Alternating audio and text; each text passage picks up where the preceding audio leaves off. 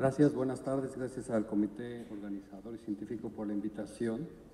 Y bueno, en cuanto a la insuficiencia exócrina del páncreas, es indiscutible que todo el mundo la asocia con la pancreatitis crónica porque es parte de sus síntomas. Y la pancreatitis crónica pues provoca, dentro de ese proceso inflamatorio persistente, va a provocar, además de alteraciones estructurales como fibrosis, calcificaciones, conforme va avanzando el tiempo y el daño va a terminar en insuficiencias exócrinas y endócrinas de distintas intensidades. Ahora, para tratar de diagnosticar en forma temprana una insuficiencia pancreática exócrina sin tener que esperar a que dé pancreatitis crónica muy visible, pues es muy importante aprender o reconocer bien la historia natural de la pancreatitis crónica. La mayoría de los pacientes en etapas tempranas van a tener o cuadros repetitivos de pancreatitis aguda o simplemente algún tipo de dolor abdominal. Conforme el tiempo va pasando, estos cuadros de dolor van disminuyendo en intensidad y pueden ir incrementando o disminuyendo su frecuencia. Vemos que ya en etapas muy tardías es cuando ocurre la calcificación, esteatorrea y diabetes. ¿Qué pasa con la estructura y la función? En las etapas iniciales, básicamente el páncreas está normal y la función empieza a disminuir muy poco, pero no al grado de que ésta se haga evidente.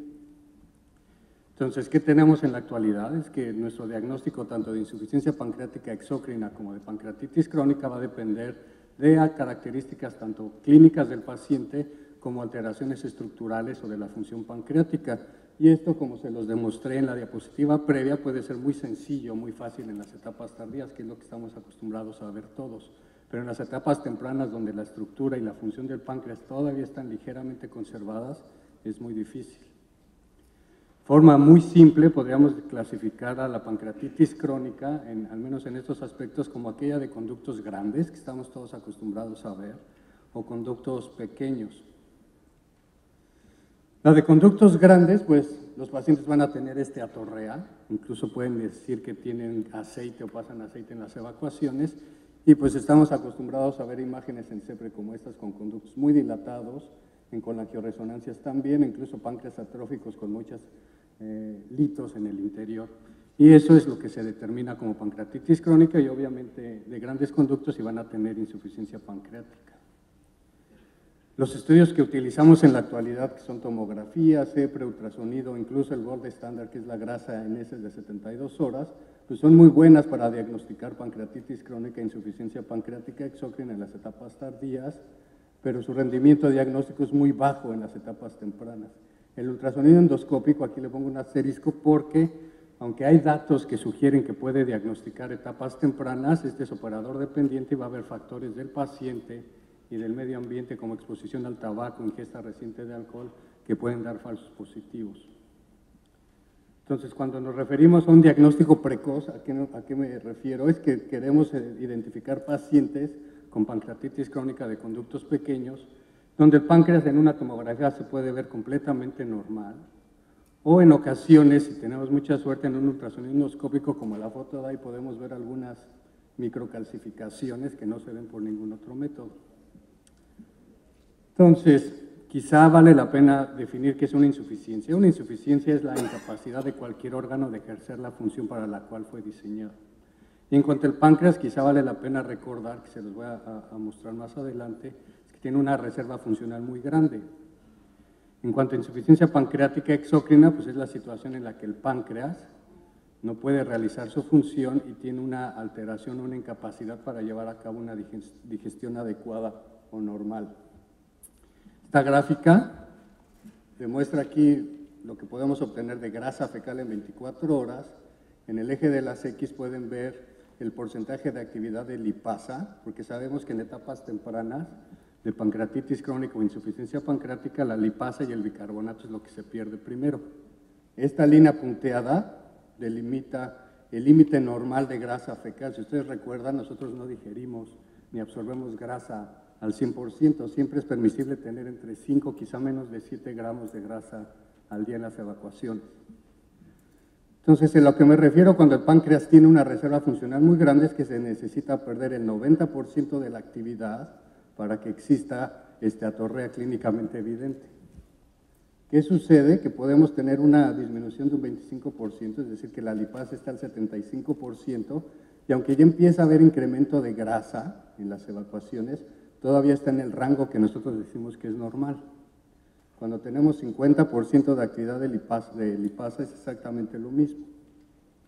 Entonces, ¿qué sucede? Probablemente en esta zona es lo que nosotros llamamos pancreatitis o insuficiencia pancreática exócrina leve, con un poquito más de deficiencia en la actividad, llegamos a hacer insuficiencia pancreática moderada. Pero todo esto cae por debajo de esta línea y por lo tanto es subclínico.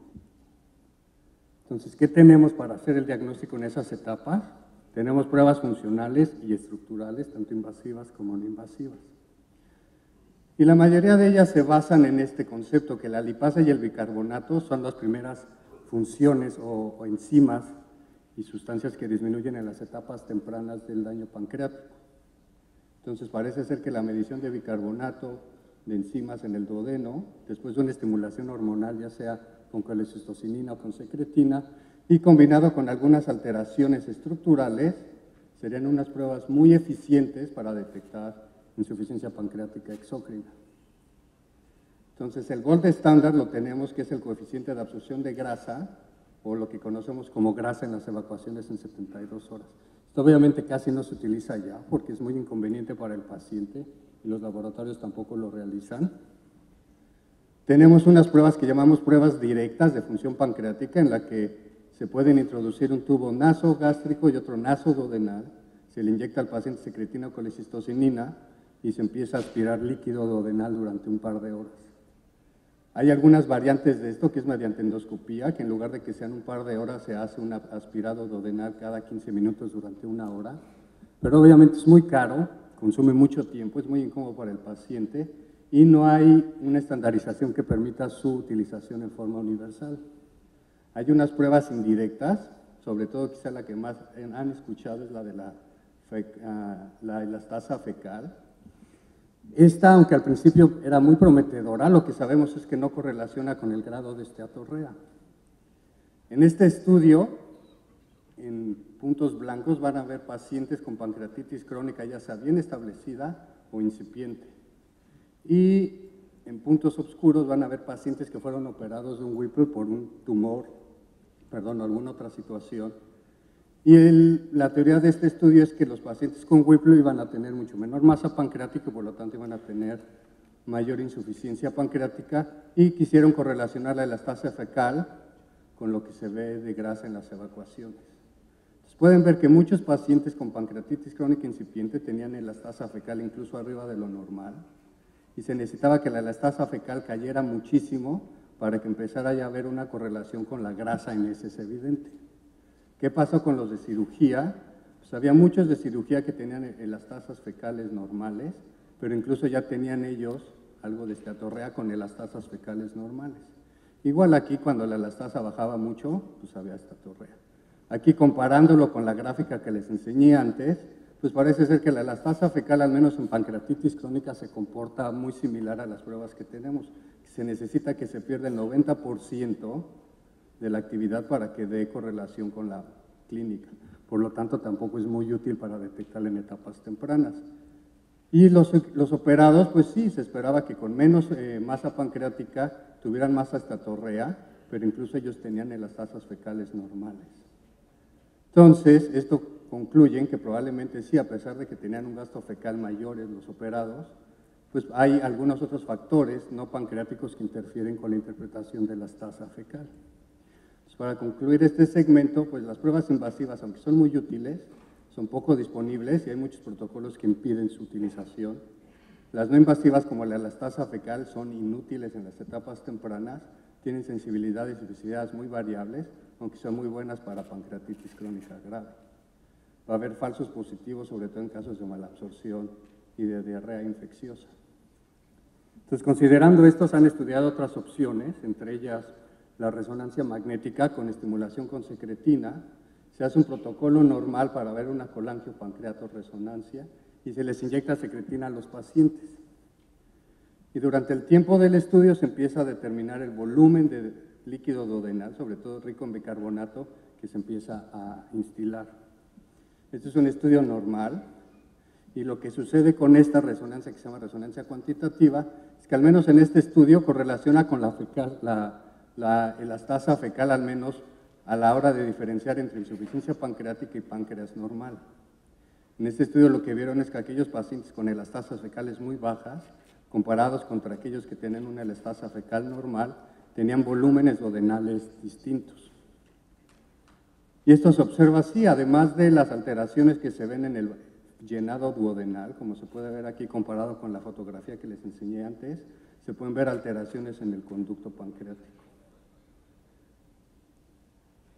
Entonces parece ser que la medición de volumen duodenal con colangioresonancia con secretina identifica diferencias entre un páncreas normal, insuficiencia pancreática exócrina temprana y una pancreatitis crónica ya establecida. Y este estudio lo demuestra más o menos porque estudiaron pacientes con sospecha clínica o paraclínica, ya sea por síntomas o alteraciones en algunos estudios, y los clasificaron en páncreas normal, sospecha baja, pancreatitis crónica temprana ya establecida, y lo que vieron es que sí variaban sus volúmenes, pero la diferencia mayor fue entre páncreas normal y ya establecida y una sospecha baja y pancreatitis ya establecida. Hay un grupo, que es el que probablemente tenga insuficiencia moderada, que todavía no podemos detectar. Entonces, con estos estudios y muchos otros, hasta ahora lo que podemos concluir es que la colangioresonancia con secretina tiene una sensibilidad cercana al 70%, una especial del 90% para diagnosticar insuficiencia pancreática temprana.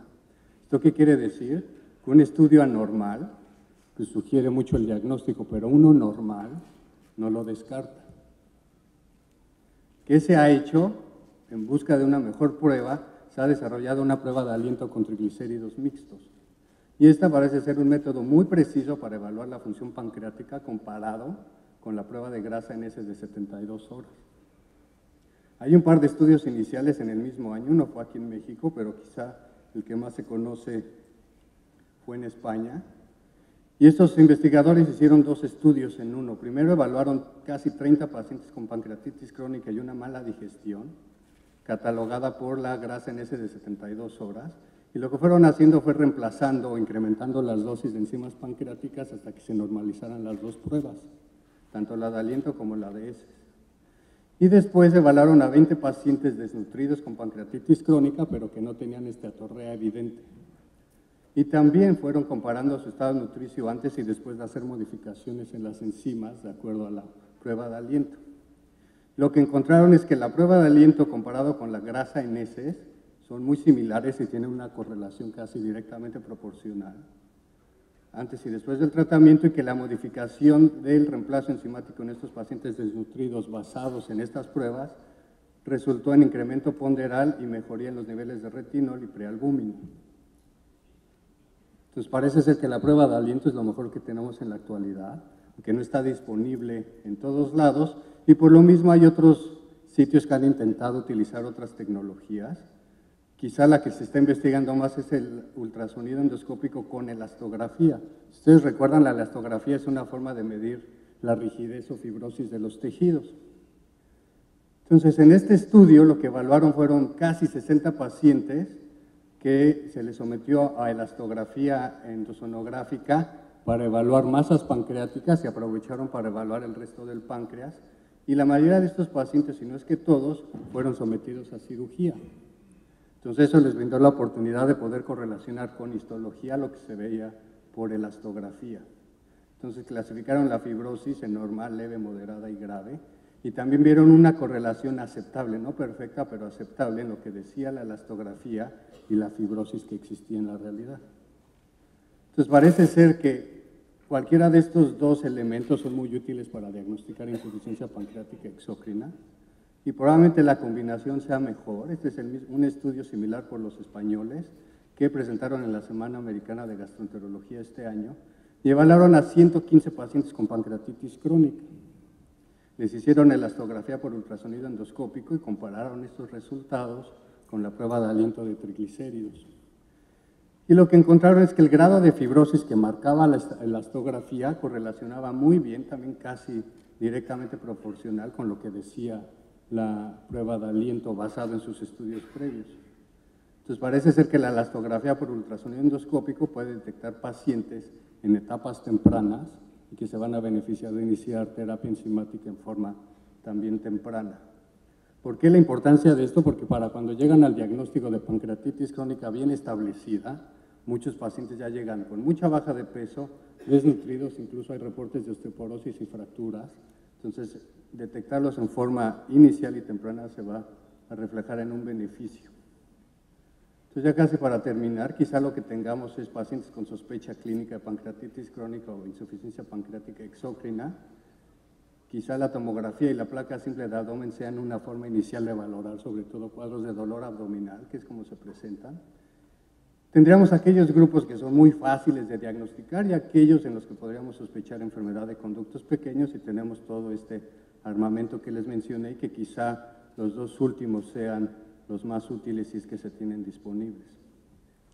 Para concluir, pues la insuficiencia pancreática exócrina es una alteración de la función pancreática en donde no hay una digestión normal.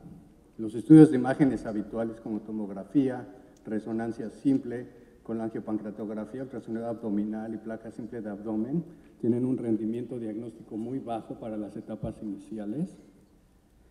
La grasa en heces de 72 horas o coeficiente de absorción grasa sigue siendo el estándar de oro, pero es muy difícil de aplicar y ya no se utiliza.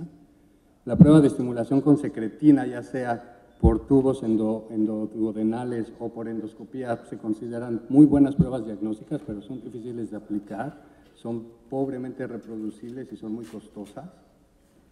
Entonces, parece ser que también la determinación de la tasa fecal, aunque es una prueba sencilla y accesible, es poco sensible para la enfermedad temprana.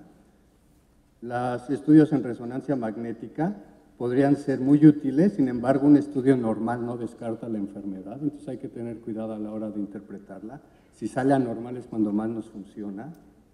La prueba de aliento parece ser la mejor alternativa ahora, y sobre todo porque es la única que se ha comparado con la grasa en heces. Tiene una muy buena sensibilidad y especificidad para el diagnóstico temprano, pero su disponibilidad es limitada. El ultrasonido con elastografía es comparable a la prueba de aliento, aunque también tiene una disponibilidad limitada, y parece ser que es la combinación de estas pruebas funcionales y hallazgos, ya sea resonancia o ultrasonido, las que van a tener una mejor precisión diagnóstica. Gracias.